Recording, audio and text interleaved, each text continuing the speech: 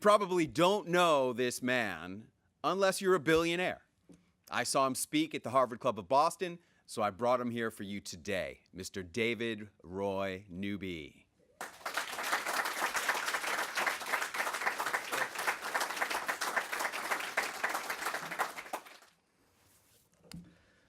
I grew up in Chattanooga, Tennessee, and my favorite thing to do as a kid was to deliver newspapers with my little brother Marky and my dad every Saturday morning. My brother and I got to sit in the back of my dad's blue Ford pickup truck, throw newspapers in people's houses, and at the end, we got to go sneak into the swimming pool at the apartment complex and go swimming in our underwear. After that, we'd go home, chow down on Lucky Charms, watch cartoons. It was the best.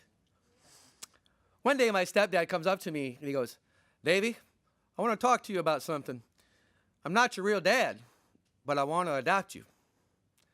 And I can be your daddy forever. Would you like that?" "Yes, Dad, I want you my daddy forever." I was on cloud 9. Fast forward a few months later, my stepdad comes to me, "Davey, we need to talk." "What is it, Daddy?" "I can't be your daddy forever like we talked about." "How come? Why not? Why?"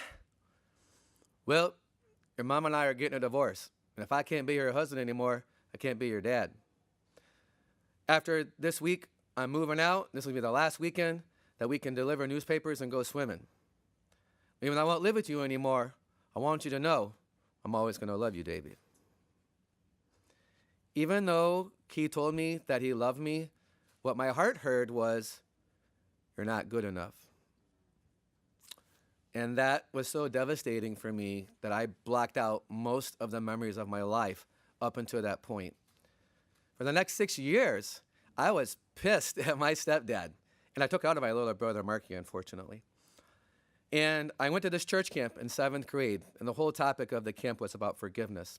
And at that camp, I learned forgiveness is for your benefit, not for the benefit of the other person.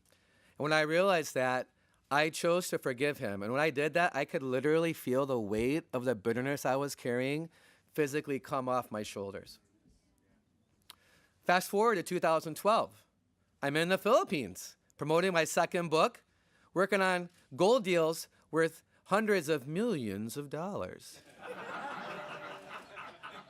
A business trip that was supposed to last 2 months is going on for 6 months.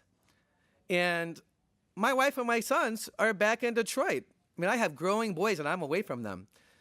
So one night, I get back from working on a deal, literally in the jungle of the southern Philippines, where the seller told me, "I'm going to kill you." And I was just thinking to myself, what the heck am I doing? How big of a business deal do I have to close to feel successful? How long am I going to spend time apart from my wife and my kids just to chase this elusive feeling of success? At that moment, I realized that I still felt rejected by my dad and my stepdad. And everything I had done up until that point was to prove my worth to them and to get their acceptance, to get their attaboy.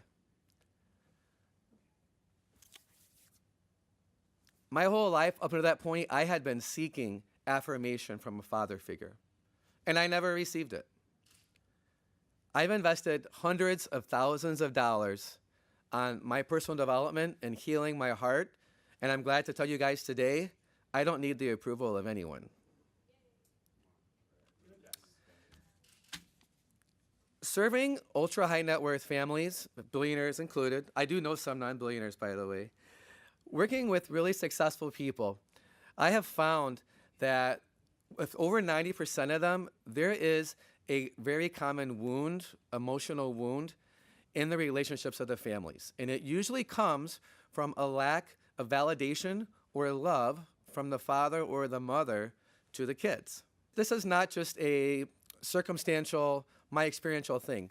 Studies have shown for the last 35 years that over 92% of ultra successful families, whether they are multi-billionaires all the way up to multi-billionaires, that they have emotional challenges in the family. And the result of these challenges are that the kids and the grandkids blow the money. The money is gone. The devastating thing of this to me, what I think is actually criminal, is that this can all be avoided, and the work that they have put into building an amazing, amazing business is all for naught. This is because of the friction that exists between the generations and between the siblings themselves. Not only does this greatly harm their families, it also greatly harms their employees, their vendors, and their clients. Despite this horrible, criminal 92% plus failure rate amongst very successful families, I have great news for you guys. With a few small tweaks, you can transform your legacy for your family from failure to success when you become an intentional legacy builder. Today, the main focus of my work is to help ultra-successful families learn to create a legacy of affirmation and empowerment for the next generation so that everything that they have built can last for multiple generations and they can make a powerful impact on the rest of the world. When successful people like you transform how you do business as a family, it's not just your family, it's not just your clients and your vendors and that benefit. Also, the many nonprofits that you support get to benefit as well. In closing, I want to say thank you to both of my dads. To my stepdad, who told me that he wouldn't adopt me, and to my birth father that is not on my birth certificate, because they helped me realize that overcoming the wound of rejection has allowed me to fulfill my biggest purpose for the life, which is to help transform and empower very powerful families to create lasting legacies of success. Thank you all for allowing me to share my story with you today.